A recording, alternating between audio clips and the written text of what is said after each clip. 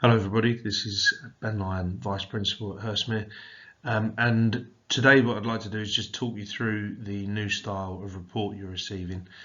This counts for all year groups, years 7 to 11. Broadly speaking, we're attempting to make the report clearer, more personal, and hopefully give you things that you can focus on with your sons to improve their performance at school.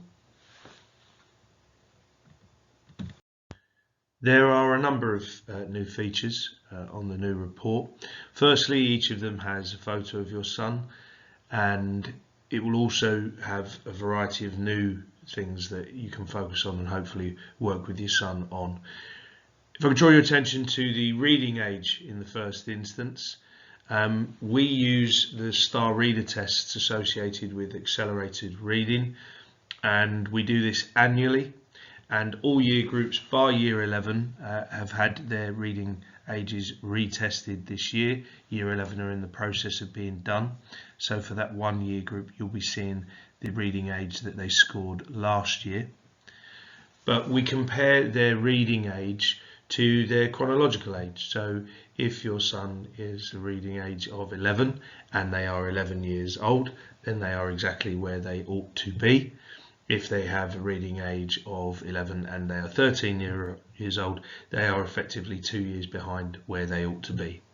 The reason this matters so much is that we know that the materials that prepare the boys for GCSEs, from textbooks to the exam papers themselves, are pitched at a level of a reading age of at least 13 years old. So any boys who have a reading age below 13 when they begin or are undertaking their GCSEs will effectively find it harder and potentially slower to get through the material they need. There may even be elements of the paper that they cannot access. In order to access all of the grades at GCSE, a reading age of 15 is deemed to be necessary, and therefore if they are going into years 10 and 11 and their reading age is below 15, there will at least be some of the paper that they find hard to access or at least slower to engage with. And for that reason, we promote reading at school, and we would appreciate your support in supporting your son by encouraging them to read as often as possible. We have, in the letter at the beginning of this report, provided links to some strategies and ideas you might deploy alongside a reminder of some of the work we are doing at school, including drop everything and listen, for example, in tutor time on a weekly basis. We also share with you your son's attendance record, and we need you to appreciate that anything less than 95% attendance is very likely to be a cause for concern.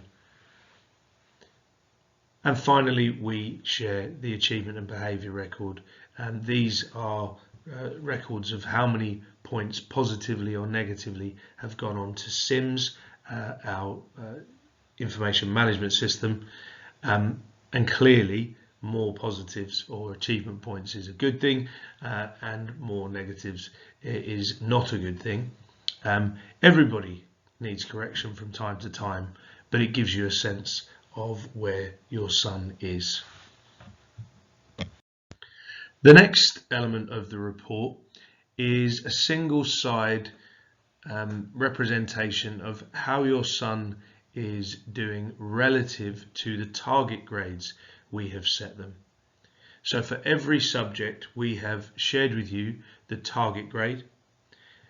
We've shared with you whether or not they are on track to achieve this, outperform it, in other words, be above or significantly above it, or indeed fall short of it, in other words, be below or significantly below that target grade.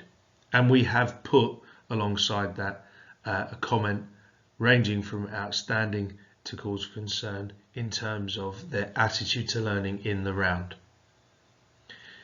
So that you are aware, we take our target grades from the Fisher Family Trust 20 target grade. The Fisher Family Trust is an organisation that looks at the data of performance of pupils across the country, and They set target grades based on the prior learning of the pupils statistically, measured either from Key Stage 2 scores or indeed from the cognitive ability test scores that they undertake when they join us in September of Year 7. We have three choices. We could compare them to the middle performance across the country, that is the FFT 50 figure, the top 20% of performance across the country, the FFT 20 figure, which we do use, or the top 5% of the country, the FFT 5 figure. We choose to have an aspirational target of the FFT 20 figure, and that compares the performance of your son to boys of exactly the same ability profile prior to joining secondary school across the country and how they performed if they were in the top 20% of schools. We regard that as more realistic than the top 5%, but obviously still aspirational, and we have chosen not to use the figure that compares them to simply the average across the country. Therefore, the targets that you see are not a limiter. They can outperform them. Neither are they a prediction, but they are an aspirational target. And it might be the case that it takes them some time to quite reach that level.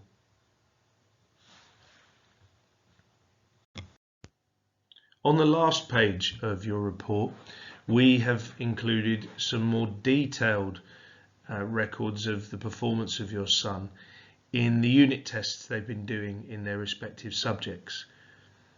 Sometimes a subject will have done one by now, some they would have done 2 or 3 by now, but in either case it gives you an opportunity to see where they have done well and where they might need to give some extra energy. If it is the case that your son's result as a percentage is higher than the average for their year group taking that assessment, that is likely to give you an indication that they are performing well on that unit and indeed above the performance of others.